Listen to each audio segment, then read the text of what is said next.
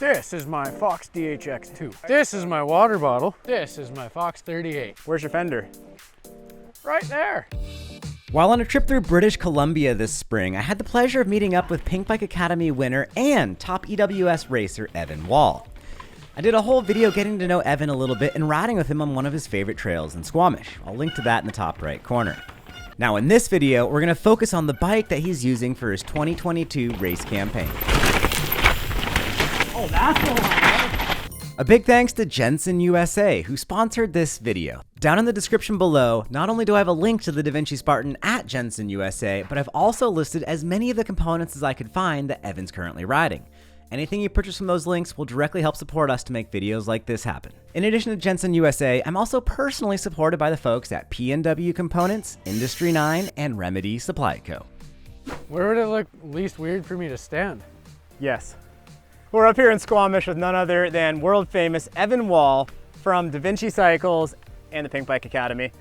Evan, thanks for showing us around today. Of course. That was a ripping fun ride, and we're doing another video all about Evan and the ride, yada yada. You'll see that in a different video. Today we're gonna talk about Evan's Devinci Spartan. So Evan, what bike is this? Why'd you get it? Why do you like it? And show us around.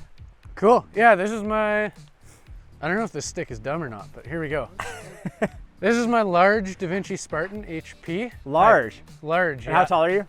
I'm 5'10". Okay. So AP stands for high performance.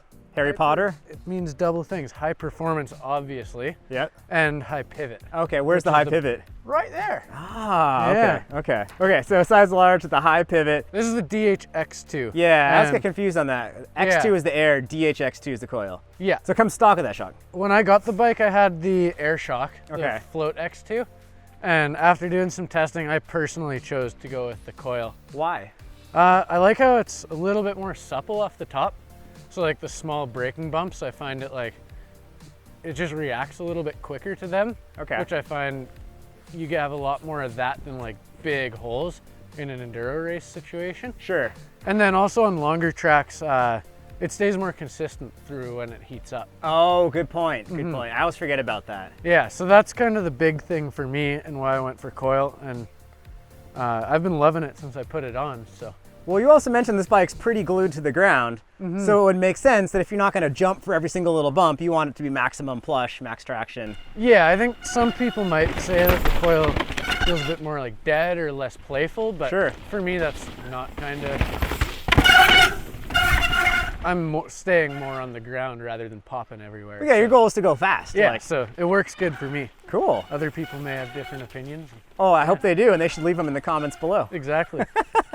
Let Evan know if he's wrong about a shock choice on his race bike. Cool, well, show us around your bike. Yeah, we got like cockpit, race face. How wide are the bars?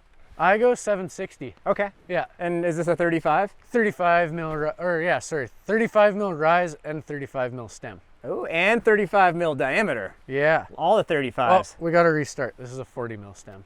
Oh, You okay. confused me. Okay. It's a long one, huh? In this day and age.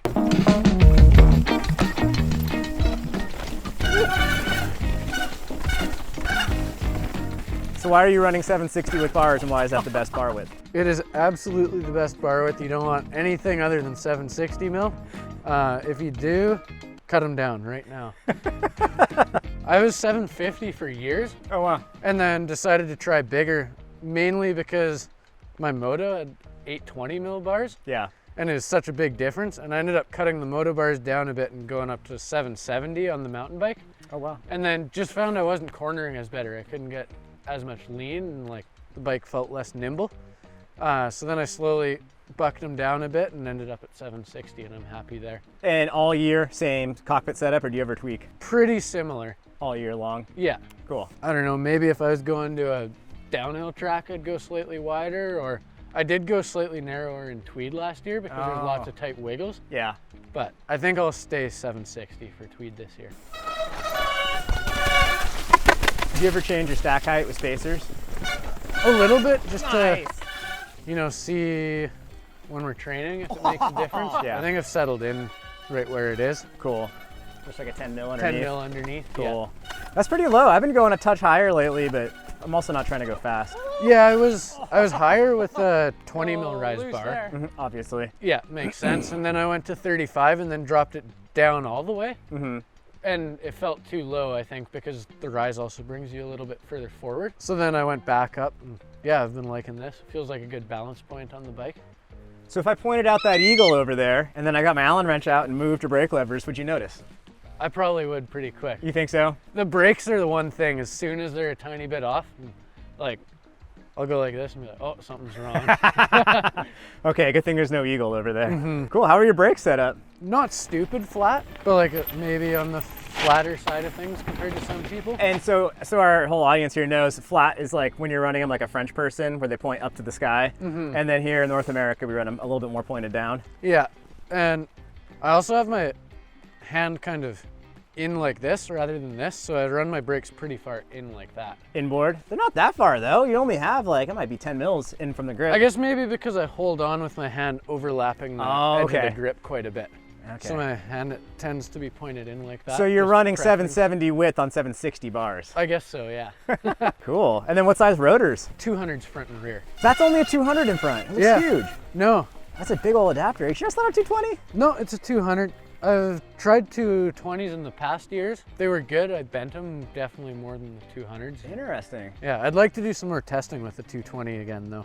Yeah. And you like having the 4-piston XTR brakes? Yeah, definitely. Cool. I had Saints last year, and the new 4-piston XTRs have quite a bit of power. Yeah. More than the previous generation, and just better feel. Cool. Yeah. Oh, that's an enduro line. Oh yeah. How's your fork setup? Do you remember how many volume reducers are in there? Yeah, I got 2 volume spacers. Okay. 95 PSI is kind of my 95. starting point, and I'll go up or down slightly depending Yeah. on the situation. But I usually tend to go for like the set it, get it good, and then like adapt myself rather than adapt with my suspension Sure. when I go places. A lot of people find my bike pretty plush. So, Okay. Yeah. Sick. What length cranks are you running there? 170. That long? Huh. Cool.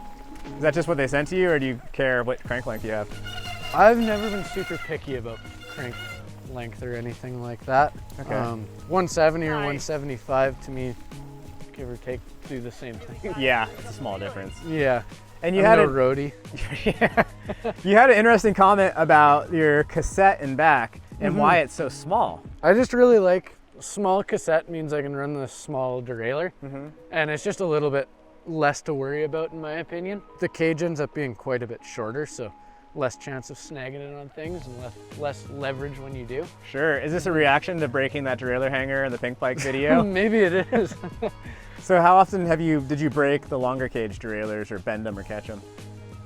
Not too bad actually, Yeah. but it just seemed like the opportunity was there to run a smaller one, and it's not too often that you complain about not having that granny gear, so Okay. yeah.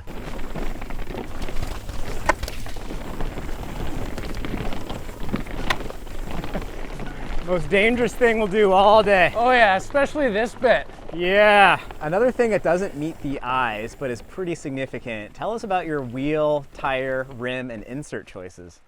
Okay, we're running Maxxis on the team. Big fan of the Askai up front, and then Minion DHR2 in the rear. Okay. That's kind of my go-to most of the time. Once it gets a little drier, I'll maybe put a Minion DHF in the front. Oh, you actually ride the DHF? Yeah, I quite enjoy that tire in the front. I'm terrified. For me, when I get leaned over, that tire breaks out on me unpredictably. Oh yeah? Yeah, I way prefer the Askai. Okay. Yeah. Yeah, I find it really good when on drier, harder conditions. Ah. So, those are kind of the 3 tires I bounce around on most. But you're mentioning that you run downhill casing all the time. Pretty much, yeah. Unless you can take a break and go to lightweight, little wussy pussy double down. Yeah, right now in the winter, I'd go with a double down in the front just because things are running a little slower and there's the ground's quite a bit less firm and squamish when it's rainy. But generally, I'll run downhill in the front as well. And then full cush core in the rear. Well, right now, no cush core in the front. Oh, wow. But I do have an XC that I've been playing with in Okay. the front. So, but in back is a standard cush core. Yeah, for sure. And for racing, it would be standard cush core front and rear with downhill casing. I think it would be downhill casing front and rear, Cushcore XC in the front, and then standard Cushcore in the rear. Wow. Oh, that's the line. And then eh? did that happen because you were flatting in too many race runs? No, just kind of like the Oh, that is a insurance clip, policy yeah. kind of thing. Yeah. Yeah. You fly halfway around the world, might as well not have a flat tire. Yeah, and if it happens, you can finish your race run relatively well as well. So. Whoa! Being a pro racer, I'm going to assume that you have fancy carbon rims on your bike. Is that the case? I'm a big alloy wheel guy. Is it for the same reason as running Cushcore? A little bit, yeah. Like, it's easier to bend them Nice. or bring them back or like limp them out through a day. Yeah. And I've also always just been a fan of the feel of them too. In the sense that they have a little bit more forgiveness than the carbon? A little bit, yeah. Okay. Not to say I've been on carbon wheels and been like, ooh, that's harsh. Yeah. But I don't know, the alloy feels good and they're trusty, so that's what I run. What's the deal with your pedals? We're running HT pedals this year on the team, Okay. and these ones aren't actually released yet. But yeah, I've been liking them so far. It's not like a heavy embargo, but they haven't really posted anything about them yet. Do you ever ride flat pedals? On my dirt jump bike, but that's about it. So no. No. Wow. It'd be a good thing like through next winter to spend some time on though. Like, Yeah. There's definitely something to be said for like foot skills on flat pedals. Sure. What's up with that saddle? That's the SDG saddle. Has some Devinci Global Racing printed on it under the mud here. Oh, so that's a custom saddle for racers only. Mm-hmm. So in order to get one of those, you have to get on the team. You do. Wow. Yeah, so that's a special saddle. Yeah, and then how much drop we got here? 175. Okay, and you got some other cool stuff. This obviously water bottle, but there's also a pump, and then I see something going on here. Is this an off-on switch for the e-bike feature? Yeah, this is the secret e-bike here. Watch this. Nice. Yeah. Cool. So yeah, we're running the one-up pumps and EDC tool on the bikes just Cool. to always be equipped in case of emergency. Yeah. Do you have a tire plug kit on board too? I do at times, but not right now. Okay. Yeah. Because we don't get flat tires in the Northwest. No. No. Well, around here you get a flat tire, you just go home and pout about it anyway. Stop at the Circle K for a beer on the way home. Yeah. You ride that Cushcore home and have a pout in the shower. Yeah, it's been a super fun bike so far, and I'm stoked to get to the races on it. Yeah. I bet you cracked the top 14 on this thing. We'll see. Yeah, go get it, man. Cool. Thank you guys for joining us. It's really fun to learn about what an actual pro's enduro race bike is set up like. If you guys want to learn more about this, I have a link to the Devinci Spartan over at Jensen USA in the YouTube description down below. You can learn about the various different build kit options, the prices, the specs, all that. Anything you do buy from Jensen will help support us to make videos like this.